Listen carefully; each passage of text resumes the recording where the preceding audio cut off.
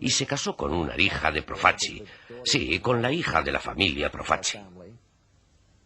Joe Bonanno y el cuñado de Joe Profaci, Joe Magliacco, planeaban matar a Carlo Gambino y Tomás Lucchese para poner a sus hombres a cargo de los familiares y entonces controlar Nueva York. Entonces enviaron un mensaje a Joe Bonanno para que se presentara ante la comisión y éste no acudió. Lo hicieron 3 veces y él no acudió a hablar. Desearon enviarle un cuarto mensaje, pero Sam Giancana dijo: ¿qué es eso de 4 veces? ¿Que no viene cuando se le llama? Pues matadle. Él vivía entre muros, aunque los muros no fuesen visibles. Había ciertos muros de los que no se podía hablar fuera de ciertos círculos. Había una conspiración de silencio, la tradición de la omerta. Estaba el hecho de que toda su vida su padre había sido perseguido por los jefes de otras bandas en una especie de opereta trágica, de esas que en la última escena aparece gente en el suelo con la sangre corriéndoles por la cabeza.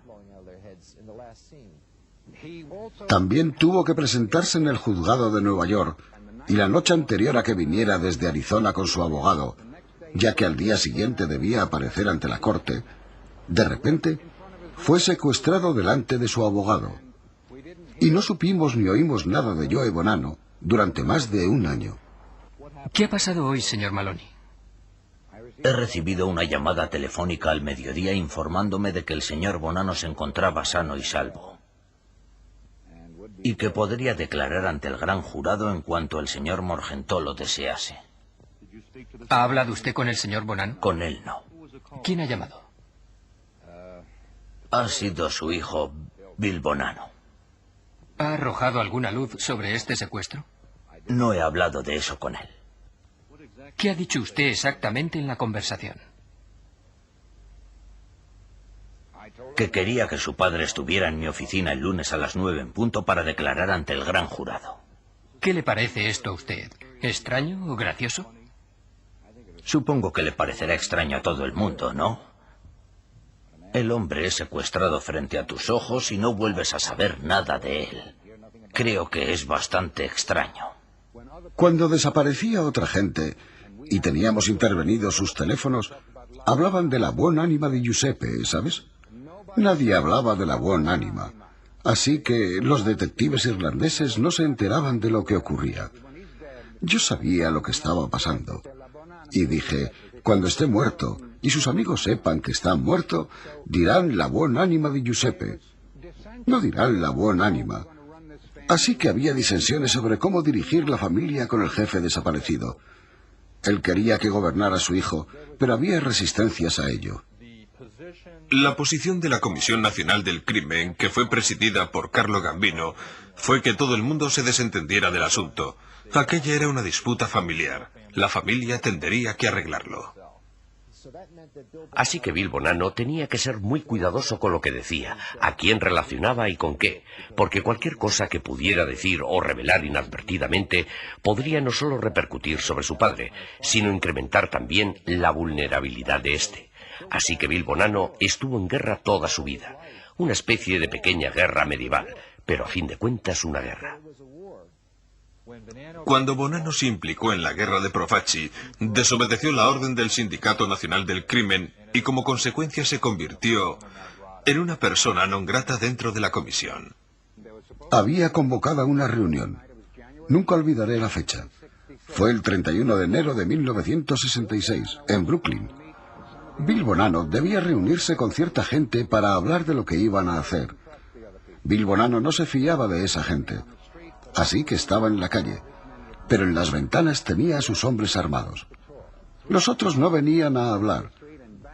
Llegaron 3 coches por la calle y ¡bang, bang!, dispararon contra Bill Bonanno.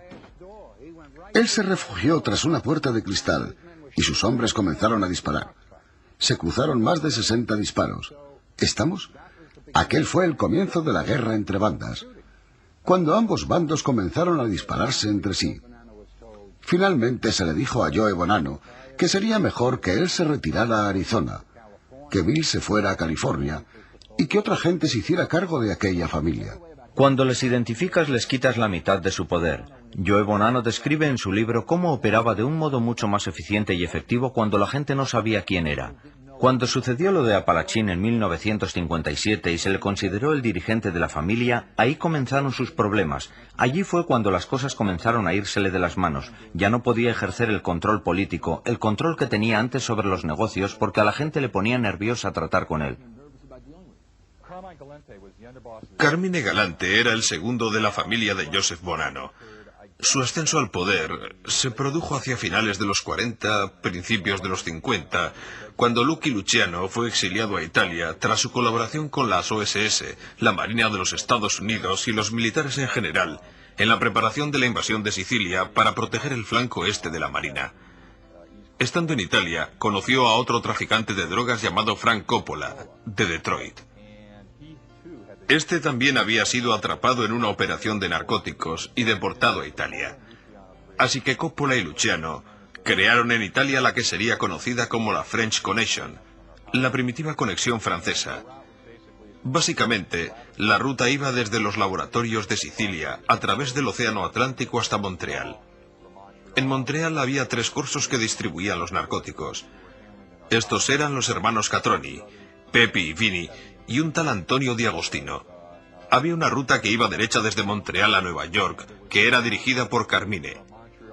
El número 2, de la familia de Joseph Bonanno. Galante era un tipo increíblemente idiota. Este es el tipo que mató a Carlo Tresca, el famoso escritor socialista, en 1943. Le disparó justo aquí, en la calle 15. Solo llevaba al mando unos 2 años, cuando ¡bang! ¡Bang! Sus guardaespaldas eran 2 jóvenes venidos de Sicilia. Ellos fueron los que le prepararon la encerrona, y los otros vinieron y les mataron. Regresaron Galante y Rastelli y se hicieron cargo de la familia. Nueva York ejercía una influencia tan dominante sobre la costa este que Filadelfia nunca adquirió su propia identidad, y de hecho era tradicional en la comisión que Nueva York eligiese a los jefes de Filadelfia. Ahora la historia primitiva de Filadelfia era una historia de anarquía y caos. Había unas luchas constantes entre las mafias judías e italianas, y cuando las mafias italianas comenzaron a emerger, hubo un largo periodo de inestabilidad. Esto acabaría cuando Angelo Bruno se convirtió en el jefe de la familia. Yo vivía en Filadelfia Sur y me dijeron que cuando era joven, la gente del vecindario vivía del timo, las estafas y esas cosas. Yo nunca supe qué eran esas personas, pero allí estaban, fueran lo que fuesen. 2 cosas comenzaron a cambiar en la familia de Filadelfia hacia finales de los 60 y comienzo de los 70. En primer lugar, el tráfico de drogas adquirió mucha más importancia y había otros grupos étnicos que estaban haciendo enormes fortunas a cuenta del